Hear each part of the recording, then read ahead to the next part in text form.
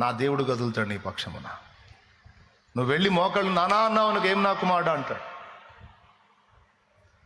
పిలిచిన బదులిస్తాడు యేసు దేవుడు. ఇకంతా శూన్యం, అంతా బ్లర్రే. పోయి కూర్చుంటా ఆయన దగ్గర అంతే. ఎన్నిసార్లు వెళ్ళానో అన్నిసార్లు కూడా నన్ను ధైర్యపరిచి నా ఎడల కార్యములు చేసి వెన్ను తట్టి నిబ్బరపరిచిలే, ఏం కాలేదు లేపా, ఏమైందిరా, ఎందుకు అంత కృంగిపోతున్నావు? రెడీగా ఉంటారో బాబా, నువ్వా రెడీగా ఉంటారా నాయన నిరాశపడటానికే?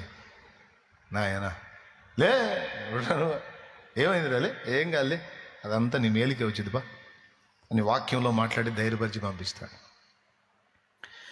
నా ప్రార్థనలు ఆలకించువాడవు, నా మనవులకు చెరియొక్కెదవు.